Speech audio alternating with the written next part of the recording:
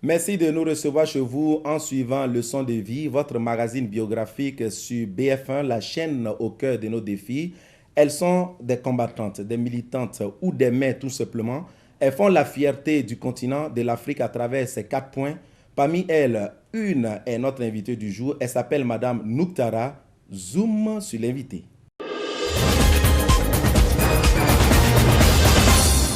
Sage-femme d'État à la retraite, Madame Nouktara Yone, née Zoromé, est une battante.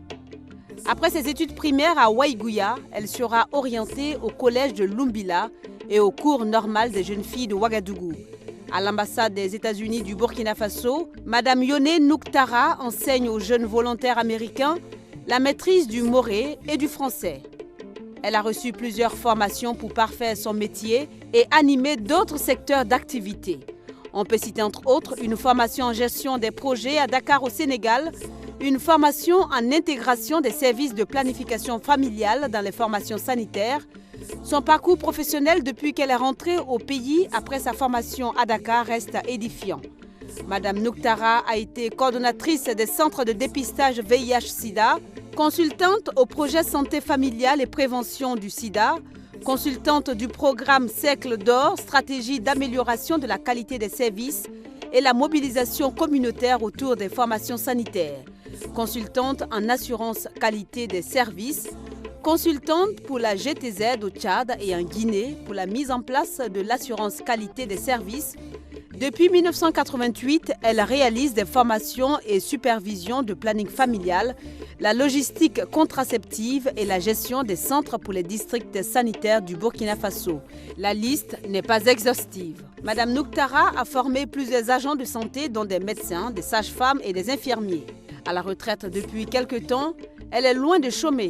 Activiste, elle est présidente de 3 associations, dont elle déclinera les missions et les acquis dans quelques instants. Richard Tiene, Yone Nouktara Zoromé est à vous.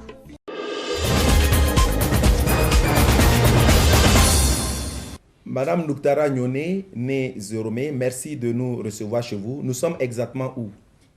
Nous sommes dans quel quartier de Ouagadougou? Merci. Je vais d'abord remercier Dieu qui a permis que vous soyez vraiment chez nous. Et je vous remercie aussi d'être venu chez nous. Au fait, nous sommes à la Padoua. Nous sommes là, ça fait au moins une trentaine d'années, non loin de la cité universitaire. En ce moment, ça n'existait pas. Voilà, on était là, il n'y avait pas, même tous les voisins, sauf voisins d'en face seulement, qui étaient là. Mais nous sommes non loin de la gare routière.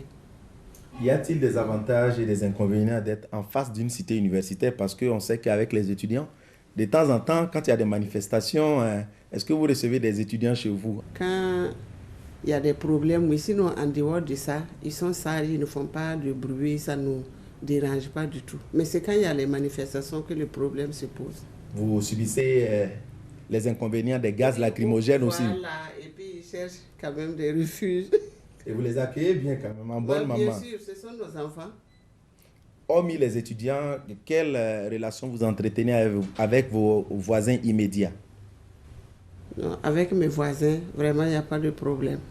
Nous vivons en symbiose. On a même fait une association du bon voisinage appelée Zodo dans le quartier et ça marche quand même bien.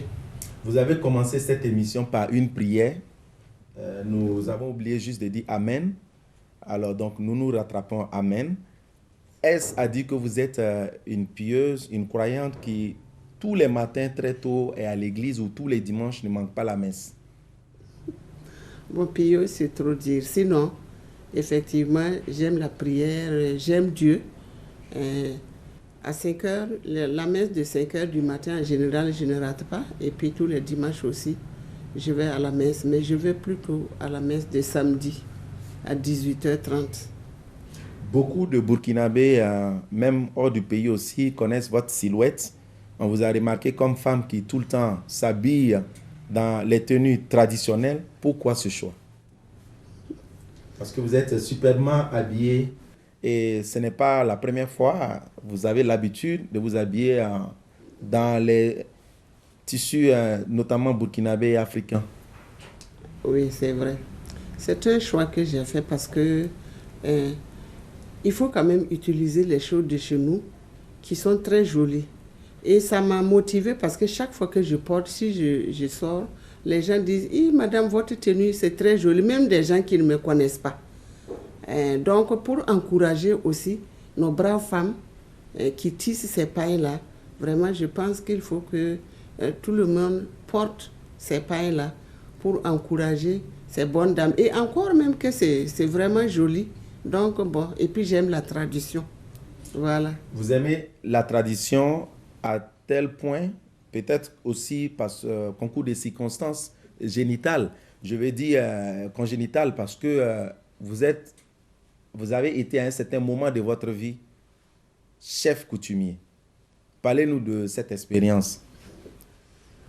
Oui, merci. Effectivement, quand mon papa est décédé, je l'ai remplacé en attendant qu'un oncle prenne la chefferie.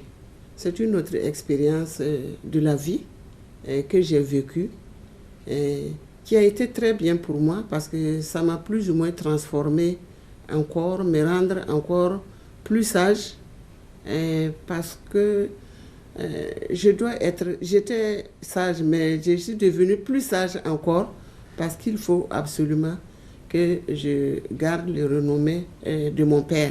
Donc je n'ai pas droit à des erreurs dans ma vie actuellement. Et vous aviez laissé ce titre à quelqu'un d'autre. Pourquoi? Non, puisque c'est la tradition qui le veut ainsi. La première fille prend, mais la tradition n'a pas prévu que les femmes règnent à vie. Voilà, donc après, il faut le passer à un homme. Mais le respect qu'on me doit reste toujours aussi toute ma vie. Le respect qu'on porte à mon oncle, j'ai le même respect. Un respect digne d'une reine. Voilà. Voilà. Tout le monde m'appelle Napoko. Si ce n'est pas des amis ou quoi, sinon si j'arrive à Wayugia, personne ne m'appelle par mon nom. Tout le monde m'appelle maintenant Napoko. J'avais envie de vous demander, votre mandat a duré combien de temps, mais comme on est dans le cadre d'une royauté, je vais vous demander, vous avez votre pouvoir, vous l'avez exercé pendant combien d'années? Combien de... Ça n'a pas fait des années. Ça a été pendant des mois, parce que ça devrait être une année. Mais vu le travail que je faisais, parce que j'étais dans un projet américain, et c'était compliqué avec mon travail. Donc mes oncles sont partis voir le roi, Naba Kiba, pour lui demander voir si c'était possible peut-être d'alléger à un moment donné pour que je puisse retourner aller faire. Surtout qu'ils puissent aussi évacuer les instances au niveau du royaume. Non, si ce sont les instances, je les évacue comme mon papa vivait. Il n'y avait pas de problème de ça. Voilà, toutes les femmes qui ont été Napoko au Yatenga, je vous dis qu'elles toutes, elles ont eu les mêmes, les mêmes choses, les mêmes respects. Et puis s'il y a des problèmes aussi, tu résous le problème comme si ton papa était là. Bien sûr, avec les autres, les vieux qui vous entourent, les sages qui t'entourent, voilà. Vous prenez ensemble la décision. Donc votre règne n'a pas duré une année. Est-ce que vous avez des regrets? Est-ce que vous auriez souhaité que la tradition soit tout autre pour vous permettre aujourd'hui de toujours être cette reine? Non, c'était très bien. C'était très bien pour moi, mais je n'aurais pas voulu continuer puisque nous sommes nés, on nous a éduqués comme ça. Donc ce n'est pas un regret que de quitter parce qu'on nous a éduqués que ça doit être comme ça. Donc nous l'acceptons avec joie de passer ça à un an. On dirait que c'est une transition réussie. Alors, vous êtes sage-femme d'État à la retraite. Et à quoi occupez-vous votre temps en ce moment? Qu'est-ce que vous faites? Bon, en ce moment, j'ai repris ma cuisine puisque comme je suis à la maison, Donc, je fais les bons repas pour la famille. Et ensuite, si les enfants ont des courses, c'est moi qui m'occupe de tout ça. Si quelqu'un a besoin d'un papier en ville ou bien, même si c'est dans une autre ville, moi, je suis chargée de m'occuper de ça. Et ensuite je m'occupe de mes associations. Et ensuite, j'aide aussi d'autres associations qui me sollicitent. Voilà. Vous êtes présidente de 3 associations, nous allons y revenir tout à l'heure. Mais parlons de votre cursus scolaire. Vous avez commencé votre secondaire à l'internat, à Lumbila. Ouais. Vous l'avez fini à Ouagadougou, notamment au cours normal des jeunes filles de Ouagadougou, l'actuel lycée Nelson Mandela. Parlez-nous de l'ambiance dans ces 2 internats-là, au niveau du dortoir, au niveau de la cantine. Comment était l'ambiance? À Lumbila, c'était autre. Quand je suis arrivée au cours normal, je tombais de nuit. Parce qu'à Lumbila, nous, on était la 2e promotion. Donc, le soir, quand on nous a amenés, si tu arrives, on te donne un gros sac, gros comme ça. On ne savait pas ce que c'était. Et ensuite, on te montre la brousse. Tu rentres, tu coupes les herbes qui sèchent là, séchées, et puis tu fous dans le sac qui doit te servir de matelas. C'était vraiment une expérience de vie. Et il y a des filles même qui pleuraient, il y a des enfants de ministres qui étaient là, mais il y en a même qui pleuraient parce qu'ils n'arrivaient même pas à couper les arbres. Et la nuit, quand on dort, il y en a même qui mettent avec des crapauds, qui criaient, quoi. Donc, dans le dortoir, vraiment, c'était très amusant. Et ensuite, bon, c'était en pleine brousse. Hein. On rentrait dans la brousse, on cueillait les fruits sauvages, et puis au dortoir et au réfectoire, comme vous le dites, bon, on mangeait du tout, hein, ce qu'on mangeait aussi à la maison, mais à un moment donné, on nous donnait beaucoup de haricots et on a grévé, on dit qu'on ne veut pas les haricots. Vous avez grévé? Le directeur s'est fâché. Vous n'étiez pas meneur? Non. Ouais. Le directeur s'est fâché et puis il est passé sur les tables, là, il enlève, il met dans sa bouche, il dit que fille de paysan que vous êtes, que moi en étant blanc, voilà, j'en mange. Donc on a gardé l'expression là. Après il était gêné, mais il l'a dit. Mais ça a été amusant pour nous. Vraiment, on s'est rendu compte après au fait qu'on nous a très bien éduqués.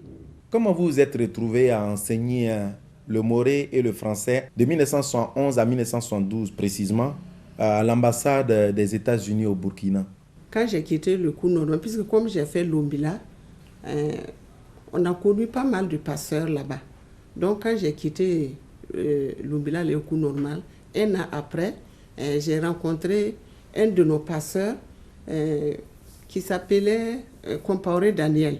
Et c'est lui qui me l'a proposé. Moi, j'ai accepté, il dit, oui, voilà, comme tu es un peu dynamique, je pense que tu pourrais faire ce travail. Tu viens, tu essaies, et puis on va voir. Je suis allée essayer, et ils ont trouvé que c'était bien, et ils m'ont pris. Et c'était comme ça, je suis rentrée à l'ambassade des États-Unis pour enseigner le français et le moré. Oui, au corps de la paix. Et ensuite, on les accompagnait dans les provinces pour aller les installer et puis revenir. Mais comment vous vous arrangez? Parce qu'eux, ils parlent anglais. Ces volontaires-là qui viennent. On les a appris le français. Ils avaient des notions en français, au fait. Ils n'ont même pas de notions en français. Mais on nous a formés en apprentissage rapide des langues. Voilà. Quand ils arrivent, normalement, en 6 semaines, ils se mettent à parler. C'est la méthode qui fait ça. Ils se mettent à parler français ou bien le moré. Madame Nouktara, pourquoi en temps vous avez quitté l'ambassade des États-Unis? C'était pas bien payé? Très bien payé même. Je peux dire, j'étais très bien payé. Mais j'ai quitté même plus tôt, 1 an même avant. Parce que quand on est parti aux îles Vierges faire notre formation, quand on est revenu, celui qui s'occupait de nous, ce n'était plus le pasteur, hein, c'est quelqu'un d'autre. Voilà. Il m'a appelé et puis il m'a dit, bon voilà, Madame Nouktara, vous êtes partie, en ce moment je m'appelais Zoromé, vous êtes partie faire la formation, sincèrement, tout le monde dit là-bas que c'est toi qui es la plus compétente, c'est toi qui peux faire bien les choses, mais comme tu es femme là, il faut laisser on va donner la coordination des activités là, au monsieur là.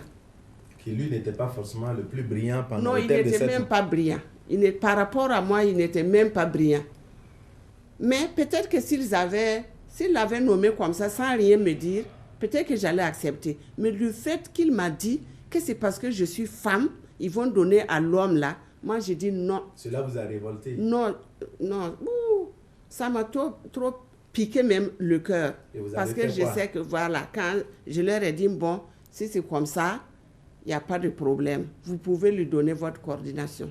Mais ne comptez plus sur moi. Je suis partie. Et vous avez démissionné? Et j'ai démissionné. Et ils ont envoyé quelqu'un me demander pardon de ne pas faire comme ça, que moi-même je sais que si je ne suis pas là, le programme là ne va pas marcher. J'ai dit non, il va faire marcher. Je vous remercie. Et moi, je suis partie. Parce qu'en devenant sage-femme même, j'avais au fait le tiers de ce qu'on me payait là-bas. On va parler dans les années 72, hein, en ce moment, c'était beaucoup d'argent. Ce qu'on me donnait, c'était beau. Mais j'ai préféré aller faire sage-femme. Mais je devrais les quitter 1 an avant. Mais j'ai quitté immédiatement à cause de ce que le directeur m'a fait cette proposition. Vous décidez d'aller poursuivre vos études à Dakar, au Sénégal. Vous sortir en 1976, sage-femme d'État. Pourquoi avez-vous souhaité embrasser cette carrière? Cette carrière-là, je l'aimais depuis l'école primaire. On avait une maman, la femme de papa Bernard Ledia, qui était sage-femme. Quand je la voyais là, je ne peux même pas parler. Vraiment, on dirait une idole pour moi. Voilà. Donc, c'est un métier que j'ai aimé beaucoup. Mais je n'avais pas fait le concours. Mais j'aimais. Donc, en étant au corps de la paix, après, il y a eu des petits trucs. Et puis, brusquement, on dit qu'il y a un concours, que parce que les gens ne se sont pas entendus sur les bourses, dans le partage des bourses. Donc, on dit, bon, on fait concours alors. Comme ça, tout le monde se présente. Je ne pensais même pas que je pouvais avoir, puisque nous, on pensait au fait qu'ils faisaient comme ça, pour prendre au fait celles qu'ils avaient choisies. Sinon, ils ne vont même pas prendre des gens. Et c'est comme ça que je suis allée faire et j'ai eu le concours. On voulait 10. Voilà. Et j'ai eu le concours. Et la formation, c'est à Dakar? C'est à Dakar. Mais comme on était 10, il y avait bourse canadienne et puis bourse Belgique. Et maintenant, on a dit de choisir. Comme moi, j'étais deuxième, donc la première a choisi Dakar. Moi aussi, j'ai choisi Dakar. Toutes les 5 premières ont pris Dakar. Et les 5 autres sont partis à Lomé, mais avec les bourses différentes. Et c'est comme ça que je me suis retrouvée à Dakar. Mais j'étais déjà partie à Dakar par le biais de l'ambassade des États-Unis, parce qu'on nous a amenés là-bas faire la formation pour l'enseignement et ensuite nous amener aux îles Vierges, aux États-Unis, pour 4 mois comme ça, pour apprendre bien la méthode là, comment apprendre une langue rapidement à quelqu'un. Voilà, donc quand je retournais à Dakar, vraiment j'étais contente. Dakar vous a porté chance sur 2 plans, particulièrement. Dakar vous a porté chance premièrement parce que vous avez eu une bonne formation selon vous, mais c'est là également que vous rencontrez votre conjoint que nous allons suivre dans la rubrique Avis et il n'est pas seul. Ma maman, je trouve que c'est une femme forte, une femme combative. Et je pense surtout qu'elle est née pour aider les autres. Parce que tout ce qu'elle fait dans la vie, c'est dans le sens social, c'est pour venir en aide aux plus démunis. Voilà. Et je pense que je suis bien né quand même, parce qu'avoir la chance d'être né dans cette famille, je pense que ça ne peut être que du bien pour moi. Madame Noukhtara nous a acceptés dans sa famille et elle est à nos petits soins. Tout ce qu'elle fait pour ses enfants ou tout ce qu'elle a fait pour ses enfants, tant qu'elle le veut, elle le fait pour nous aussi. Donc je ne peux pas dire que c'est ma belle-mère, mais c'est plutôt ma maman. Ma maman, moi, elle est très exceptionnelle, vraiment exceptionnelle. Une femme de référence. C'est une femme très sociable. J'ai vraiment beaucoup appris avec elle, auprès d'elle. J'ai vu ses œuvres, elle adore les enfants. Elle aime son métier d'origine, elle était sage-femme à l'époque. à la retraite maintenant, et elle continue de suivre les femmes en difficulté, les enfants en difficulté. Et franchement, elle est adorable. Je dirais qu'elle est très maternelle. Je dirais même trop. Parce que pour un petit problème, elle est très disponible et elle est très sociable. Très, très sociable. Elle est trop maternelle, c'est plus fort que moi. Nous nous sommes rencontrés durant les études, comme moi j'ai fait Dakar, et elle aussi elle a fait l'école de sage-femme de Dakar, donc c'est au niveau de l'hôpital où à la fois les médecins, les élèves, les sages-femmes et les étudiants en médecine se rencontrent souvent, et à la fois de haut plan professionnel. Donc c'est là où on s'est rencontrés. Ce qui m'a captivé, c'est que sa manière, c'est son charisme et son ouverture qui a été l'élément motivant. Je me rappelle quand on était très petit, quand elle était sage-femme à la maternité de Samandin, elle nous amenait tous les jours. Tous les jours, elle nous amenait pour travailler.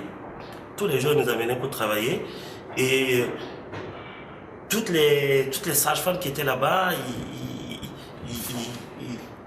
tout le monde se disait, ben, c'est les enfants de qui? C'est les enfants de qui? Tous les jours, ils sont ici. Tous les jours, ils sont ici. Donc, c'est quelque chose qui m'a marqué. Et que la maternité, c'est comme une deuxième maison pour moi, en quelque sorte. C'est une épouse très attentionnée et qui est vraiment très attirée par, enfin, fait attention à l'ensemble des membres de son ménage. Elle se soucie beaucoup de tout, à la fois de tous les membres, non seulement leur bien-être au plan physique, mais surtout au plan social. C'est pour dire simplement, maman, que je t'aime de tout mon cœur et que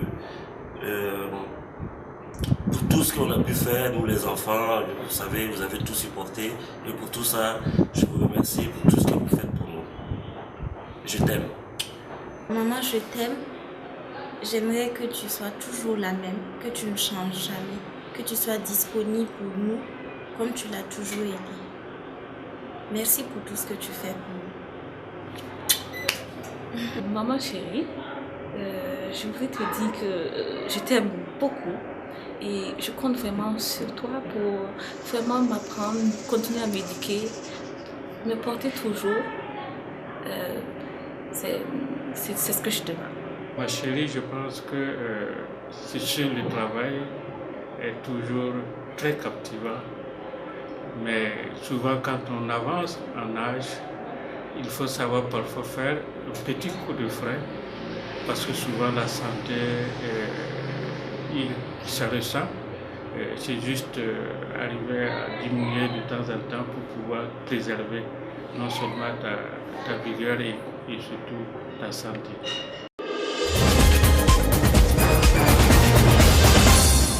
Une belle maman, ou une maman plutôt, parce qu'elles ont souhaité qu'on vous appelle maman, plutôt que leur belle maman, elles vous appellent maman. Je veux parler des épouses de vos fils, qui trouvent que vous êtes gentil, attentionné. Un fils qui trouve que la maman est exceptionnelle, il a de la chance d'être né dans cette famille. Et un époux comblé qui vous demande tout de même d'aller tout doucement, de vous reposer par moment. Alors, quel commentaire vous faites après avoir suivi la rubrique avis? Si vraiment je suis une mère exemplaire pour eux, je les remercie. Mais je les promets que je ne vais pas changer. Je vais toujours les aimer, je vais toujours les faire plaisir et je vais toujours œuvrer dans le bon sens pour eux. Là, il s'agit de vos enfants. Vous n'avez pas fait de commentaires au sujet de votre époux. D'accord. Pour Noutara, mais je ne l'appelle pas Noutara, je l'ai toujours appelé mon âge. Votre? Mon âge. Votre ange. Voilà. D'accord. Oui, c'est mon c'est âge. romantique, vous continuez de l'appeler votre ange. Je l'appelle, c'est maintenant même que ça s'est Maintenant, bien ça s'est accentué. intensifié. Voilà. L'amour est plus qu'au Voilà, premières c'est heures. plus qu'au début. Voilà. Ah, comment vous faites ça? C'est possible là? Parce qu'on a peut-être appris qu'avec le temps, l'amour s'en va. On devient comme des bons camarades à la maison. Chez vous, c'est le contraire. Ah non, c'est le contraire. Nous, on s'est toujours aimés et puis ça a toujours bien marché. Et puis, vraiment maintenant, on est trop bien ensemble. Et moi, je l'appelle toujours mon âge. Nouktara, c'est un âge pour moi. Tout est parti C'est de vraiment, Dakar. c'est un homme exceptionnel. Tout est parti de Dakar. Oui, tout est parti de Dakar. Vous étiez Je l'aime pratiquement bien. dans le même cadre pour vos études. Voilà. Mhm. C'est un mari très exemplaire. Et on se comprend, il est disponible. Vraiment, je ne peux pas dire que depuis au moins 36 ans ou 37 ans, 38 bientôt, qu'on est mariés. En tout cas, on a toujours été ensemble. Et je dis ça à tout le monde. Je dis ça à tout le monde. Donc, je le remercie. Mais je tiendrai compte de sa remarque. Parce que moi, j'oublie effectivement que j'avance en âge et je veux toujours faire... Vous êtes toujours couru. On y Voilà, comme Qu'est-ce- avant. comme avant. Qu'est-ce qui vous a séduit chez votre ange? Qu'est-ce qui vous a plu? C'était quoi le déclic à Dakar? Au fait, à Dakar, on s'était rencontrés à une soirée des gens de Yako. C'est une amie qui m'a invité là-bas. C'est comme ça qu'on s'est rencontrés à la soirée. Et puis, on a fait une photo ensemble. Et puis, après, c'était le silence. Et puis, un beau jour, on s'est rencontrés à l'intérieur de l'hôpital. Mais Nouktara, vraiment, son calme, elle m'a beaucoup séduit. Il est très tranquille, il réfléchit beaucoup, il sait ce qu'il fait. Et ça, c'était important pour moi. Je suppose que Nouktara n'était pas le seul prétendant à Dakar. Mais je ne veux pas rentrer dans ça. Bon, toujours est-il qu'il en sort vainqueur. Aujourd'hui, voilà 38 ans bientôt que vous vivez en couple. C'est quoi le secret pour que votre couple dure autant, qu'il n'y ait pas trop d'orage? C'est vrai que vous traversez des difficultés, je suppose. Beaucoup de gens me posent la question. Il y a des femmes même qui viennent me demander conseils, comment on fait. Jusqu'à une même qui m'a dit qu'elle veut que je les explique comment vieillir ensemble. Voilà. Non, moi je pense que c'est ce que j'ai dit. Il faut que chacun soit disponible, compréhensif et accepter l'autre tel qu'il est. Il ne faut pas vouloir coûte que coûte changer l'autre. Pourquoi pas toi-même changer pour l'autre? Et là, ça marche. Et ensuite, il ne faut pas laisser l'amour s'éternir, mourir. L'amour doit toujours grandir au fur et à mesure que vous... Quand on aime quelqu'un, on ne veut même pas qu'une aiguille pique la personne. Moi, je pense que c'est ça. Et ensuite, il faut prier Dieu aussi, pour que Dieu aussi mette sa main là-dessus. Parce que si vous bâtissez votre couple sur un roc, ça restera toujours roc.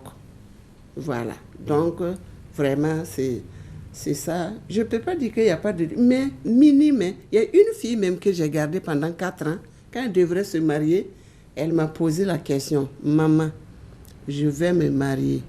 Depuis que je suis avec vous 4 ans, je ne vous ai jamais vu vous chamailler ou bien triste ou bien parler mal à l'autre, l'un ou l'autre. Comment vous faites? Je voudrais aller être comme vous. » Donc là, sincèrement, ça m'a fait beaucoup plaisir. Donc j'ai compris que effectivement, nous vivons bien ensemble. Jusqu'à la fille là a remarqué ça, elle m'a posé la question. D'accord. On peut dire que c'est un premier secret que vous partagez avec votre époux. Vous avez partagé ce secret donc avec l'ensemble des téléspectateurs de BF1. Oui.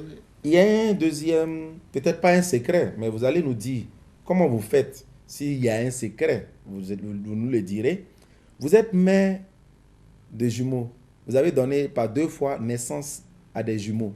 Est-ce qu'il y a un secret autour de ça? Est-ce qu'il y a un lien forcément avec la profession que vous exercez à l'époque?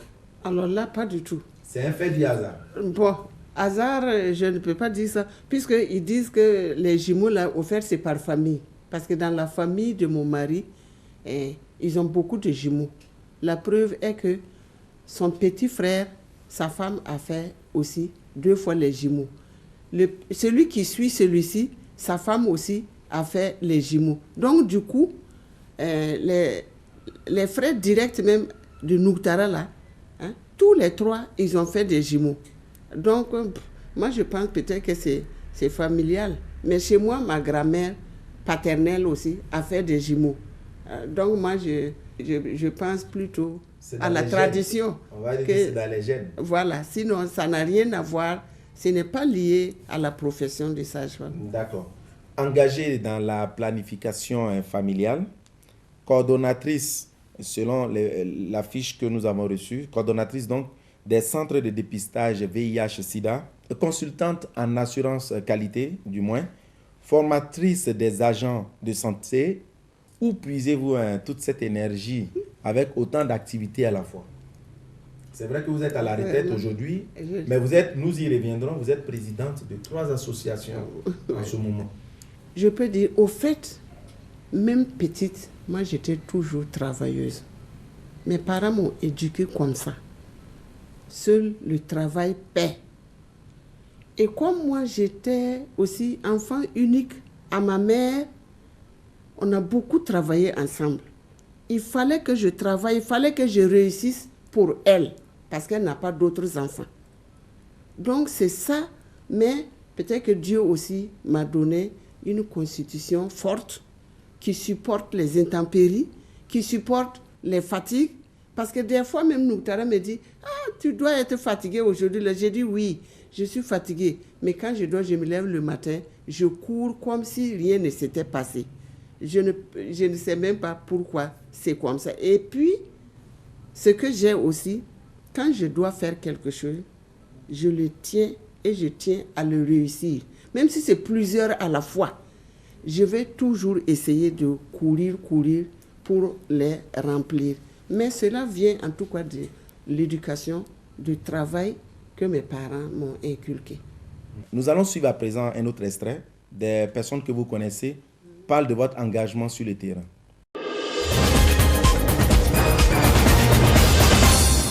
Elle est connue à Ouaïguia.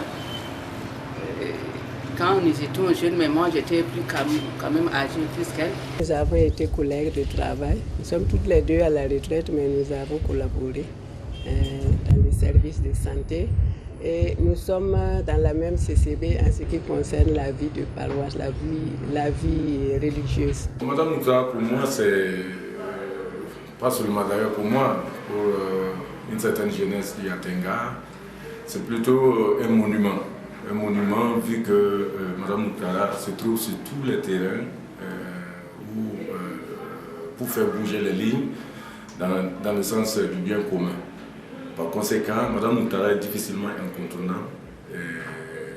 Voilà pourquoi, pour moi, c'est une source d'inspiration et pour beaucoup de gens.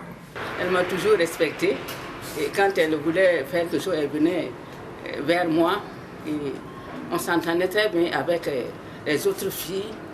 Elle a toujours été là où on la voulait, comme même dans sa vie active maintenant. Vous savez que c'est une dame très sensible et très humaine. Voilà.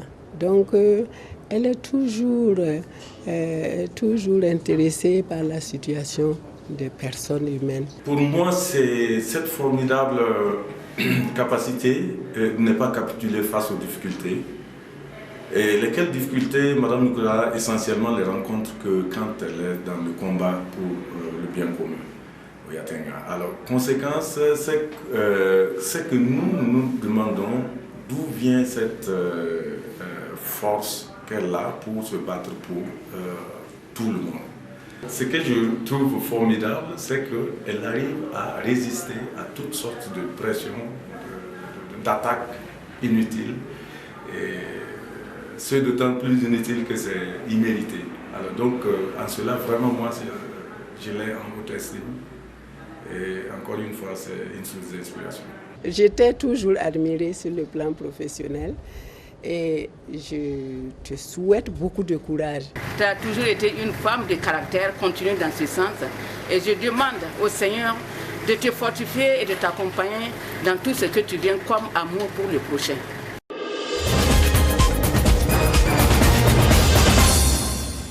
l'avez constaté, nous ne sommes pas les seuls à nous poser la question d'où vous tirez autant d'énergie. Même vos proches qui vous côtoient pratiquement tout le temps se posent la même question. Bon, je les remercie beaucoup parce qu'eux aussi ils m'ont fait beaucoup de compliments. Je constate que effectivement c'est ce que je suis, que tous ils viennent de dire. Vous êtes présidente de 3 associations. Parlez-nous en quelques mots de ces associations-là. Bon, au fait, j'ai créé l'association Namalak Zanga Femmes de Samba au département de Samba, au village de mon mari. Créée en 1995. Voilà, c'est ça, la première association. Mais on a fait beaucoup de réalisations. On a construit une grande maternité. Dans le département, ça n'existe pas. C'est très grand. Et puis on l'a équipé, on a tout fait. Et ensuite, on a fait, avec cette association des fourrages, on a eu une unité de fabrique de savon pour lutter contre la pauvreté pour les femmes. Et ensuite, actuellement, on a fait des maisons de cases comme auberge, si vous voulez. Voilà, tout ça là dans le cadre de lutter contre la pauvreté. On a fait un fourrage monté avec un château d'eau pour alimenter l'école de Samba et ensuite la maternité et le dispensaire. Mais bon, je profite là pour remercier ces partenaires qui nous ont aidés à remplir tout ça. Voilà. Et pourquoi après, confondre Samba et Saba? Parce non, que là, pas Samba, c'est dans le Passoré. Samba, c'est le Passoré. C'est le département de Samba. Samba. Voilà, au Passoré. Voilà. Après ça, bon, on a fait ensemble avec les autres filles du Yatenga une association dénommée Club Tigré du Yatenga. Et ici aussi, on a beaucoup fait de réalisations. En fait, on a beaucoup sauvé des femmes parce qu'on a fait le dépistage, beaucoup de dépistage des cancers de col à Wayuga. Et il y en a qu'on a découvert le cancer, qui ont été opérés et puis vraiment elles ont retrouvé la santé. On a donné des fournitures scolaires à des enfants, on a donné des matériels techniques à des maternités, à l'hôpital de Wayuga et à l'hôpital de Koudougou. Et bon, on a toujours participé au prix d'excellence dans les écoles. À Wayuga, on a fait des repas communautaires et ensuite on a montré qu'est-ce que c'est qui est le vrai Yadga à Ouagadougou en organisant plusieurs fois des journées culturelles du Yatenga. Et ensuite, après ça, j'ai créé le Souguri Noma, ça c'est dans mon secteur. J'ai trouvé que les femmes de mon secteur, quand même, je fais tout ça. Oui, voilà. Les femmes de mon secteur à Wayugia, quand même, avec tout ce que je fais, il faut que je fasse quelque chose pour ces femmes-là. Et c'est là, Souguri Noma est né. Et dans mon secteur, il n'y a pas de dispensaire, il n'y a pas de collège. Donc, avec l'aide de Souguri Noma, on a eu des partenaires qui ont construit un CSPS hors commun dans notre secteur, au secteur 12 à Gondolgo. Et voilà, on a un moulin et ensuite on a eu beaucoup de formations, excision, santé de la reproduction. Et ensuite on a eu un projet d'hygiène du milieu. En 1977, en ce moment même, personne ne parlait. Moi, je vois que c'est ça qui est en train de se passer actuellement parce que dans ce projet, c'est comment conserver l'eau propre et éviter accidents des enfants domestiques. Et ensuite, on a fait des latrines. On a eu combien 40 latrines à son temps, depuis 1997, qu'on a donné des latrines au secteur de Gondolgo. Donc voilà, et actuellement, comme il n'y a pas de collège dans le secteur, on a eu encore des partenaires qui nous ont aidés. On est en train de construire, ça a démarré en décembre 2014. Félicitations pour tout ce que vous faites pour la communauté. C'est brièvement dit. Voilà, ça c'est brièvement dit. Sinon, il y en a d'autres. Mais on ne peut pas tout dire. On dirait que ce n'est pas exhaustif. Oui, voilà. Alors, on passe à une des rubriques de leçons de vie où vous commentez vos photos.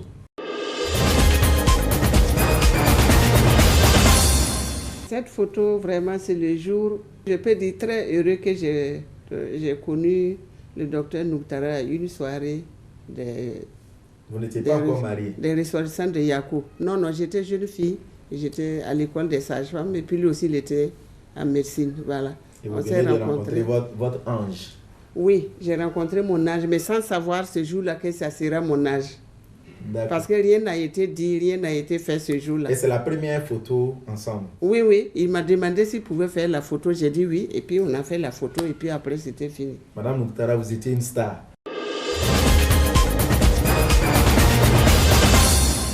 Oh, mes parents adorables. Je les aime. J'ai eu de très braves parents.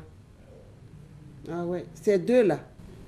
Une éducation ferme, difficile, exemplaire. Non, exemplaire. Ça a été un peu difficile, mais j'ai compris après qu'au fait, c'est pour mon bien. Mais ils ont été vraiment des parents adorables, incomparables. Voilà, ils m'ont tout montré. Ils m'ont façonné. Tout ce que je suis aujourd'hui là, c'est grâce à ces deux-là.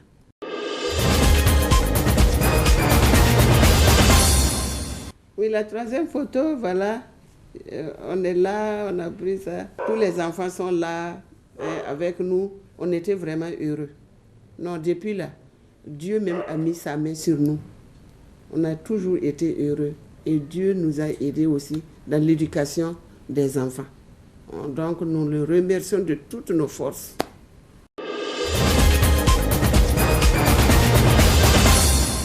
Vous connaissez bien l'émission, vous avez l'habitude de suivre, donc vous connaissez cette rubrique. Nous allons vous soumettre à un exercice, mais rassurez-vous, avant vous, d'autres sont passés par là. La première question, dites-nous quel est, à votre avis, à ce jour, le moment le plus heureux de votre existence? C'est le jour de mon mariage avec mon ange. Le jour de votre mariage avec votre ange? Oui, j'étais vraiment dans les anges. D'accord. Et le moment difficile, quel est le jour qui a été pour vous le plus difficile à maintenant? C'est le jour du décès de ma mère.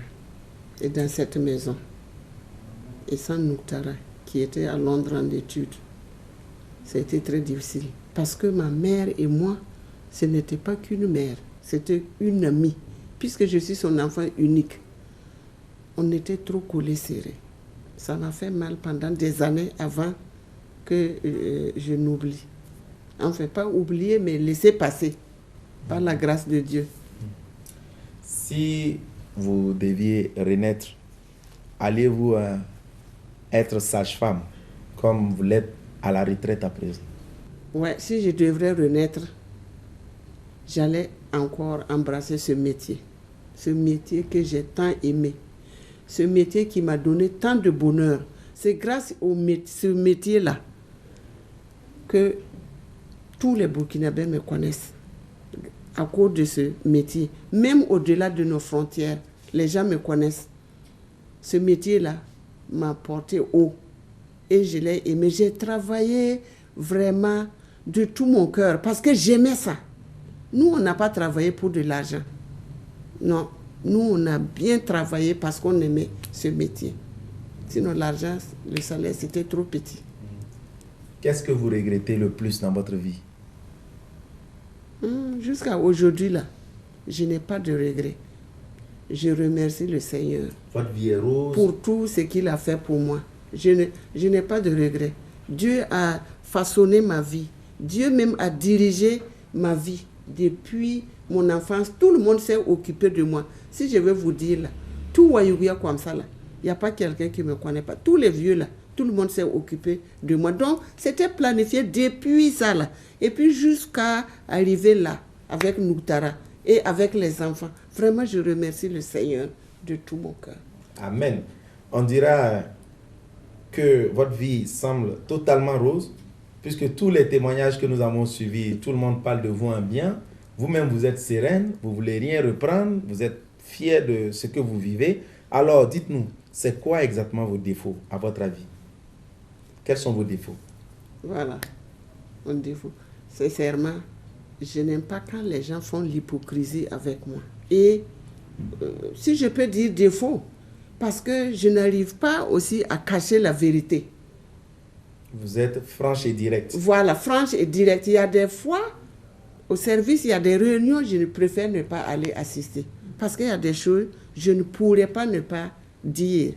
Et comme ça ne va pas plaire à quelqu'un, je préfère ne pas aller. Parce que je n'arrive pas à cacher ça. Si ça ne va, si ce n'est pas bon, moi je le dis. Vous extériorisez. Mais c'est fini aussi. C'est fini au même moment. Voilà. Quand je dis ça ne va pas là, après c'est fini aussi. Je n'ai pas de rancune contre quelqu'un. D'accord. Pour terminer, quel est votre message à la jeunesse qui nous suit en ce moment? Le message pour la jeunesse. Voilà. Je vais simplement dire à nos enfants que seul le travail paie.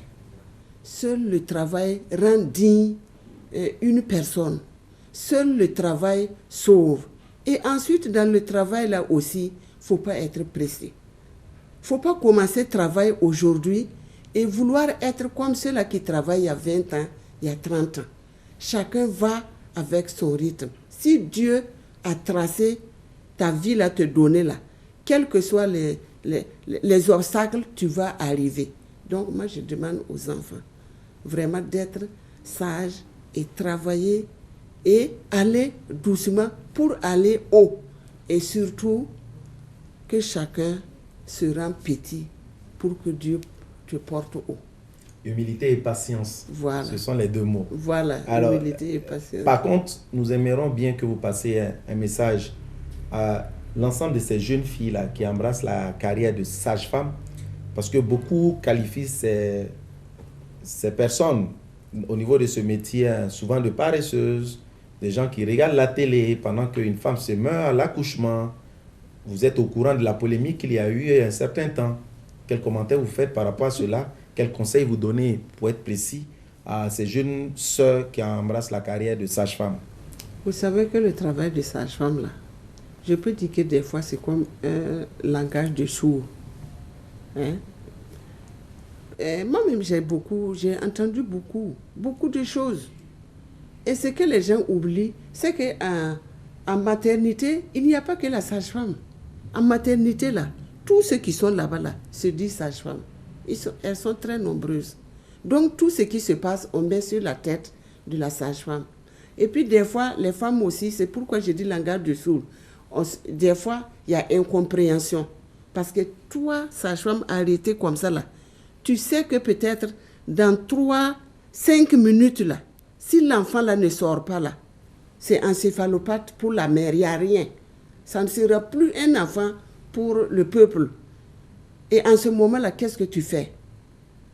Des fois, il y en a qui élèvent la voix, hein, il faut coûte que coûte que ça sorte. Et en ce moment, la femme pense que celle qui est là, qui crie comme ça, qui parle beaucoup, elle est méchante. Alors qu'au fait, c'est pour qu'elle ait un enfant digne. Ce n'est pas tout le temps. Vous savez que dans tous les métiers, il y a des brebis galeux. Partout où tu passes, tu trouves des gens. Je ne parle pas de ces caractères-là. Mais moi, je veux que les femmes-là comprennent aussi qu'il y a certaines, ce n'est pas la méchanceté, mais au fait, c'est pour sauver des fois leur enfant. Moi, j'ai fait rentrer un homme pour assister à l'accouchement de sa femme, parce qu'elle ne voulait pas pousser. Mais je vous assure que le monsieur là s'est mis à la taper. C'est nous-mêmes qui l'avons tiré, jeté maintenant dehors et s'occuper de la femme. Il dit non, que vous ne voyez pas qu'elle tue l'enfant, l'enfant va mourir. Je dis, vous voyez. Donc c'est pourquoi je dis que des fois, il y a incompréhension. Sinon, on les aime bien, hein, on les aime avec... C'est le plus beau des métiers, sage-femme là. Nous sommes au début et à la fin. Il n'y a pas un métier qui puisse concurrencer ce métier-là. Donc, on les aime bien avec leurs enfants. Voilà. Merci d'aider à donner vie à l'humanité. Voilà. Merci pour tout. Nous allons terminer par les bonus. Le bonus de leçon de vie, c'est 2 éléments. Vous nous faites une citation. Vous donnez une citation dans votre ethnie que vous retranscrivez. Ça va être facile pour vous qui avez enseigné le moré et le français à l'ambassade des États-Unis. Donc une citation pour la reine que vous êtes. Ce ne serait pas compliqué aussi que vous reprenez en français. Du moré au français. Bon, je peux dire mon partenaire les knifou. On peut reprendre pour ceux qui n'ont pas suivi. Moré toujours. Mon partenaire, c'est les knifou. Les knifou. Tradition. Voilà. Tradition. Bon, peut-être littéralement, je veux le traduire littéralement pour que les gens puissent comprendre. Par exemple, il y a une paille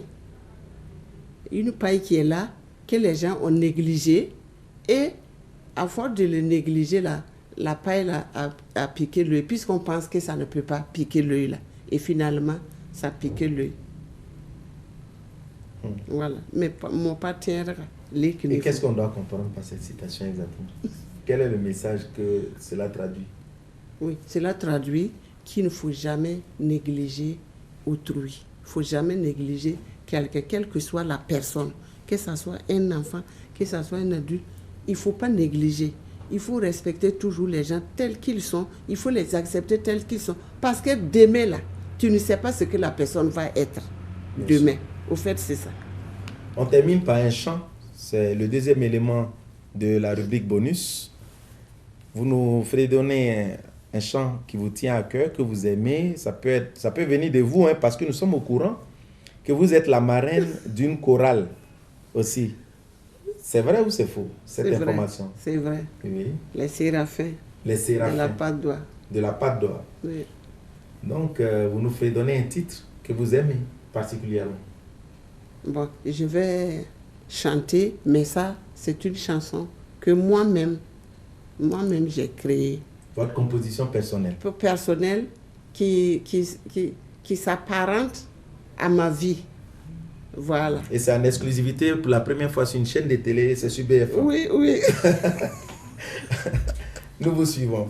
Voilà. Mpegda wenda senanama yenda yisum sumbewa. Pegda wenda senanama yenda yisum sumbewa. Voilà. C'est tout. C'est tout. Et c'est tout pour le son de vie aussi. Voilà. Je remercie le Seigneur pour tout ce qu'il a fait pour moi, pourvu qu'il me garde toujours dans ça et ne pas me faire quitter là. Voilà. Merci à vous, Madame Nouktara, de nous avoir accueillis dans votre maison, ici à la Patte d'Oie. Nous faisons un grand coucou et un remerciement particulier aussi à l'ensemble des intervenants dans la rubrique Avis. Et nous avons une pensée pour toutes ces sages-femmes qui, au niveau de nos maternités, se battent au quotidien pour donner vie. Bravo, mesdames, pour tout ce que vous faites. Merci encore à l'invité et bonne suite en suivant le reste des programmes des BF1, la chaîne au cœur de nos défis. C'est moi qui vous remercie beaucoup. Voilà.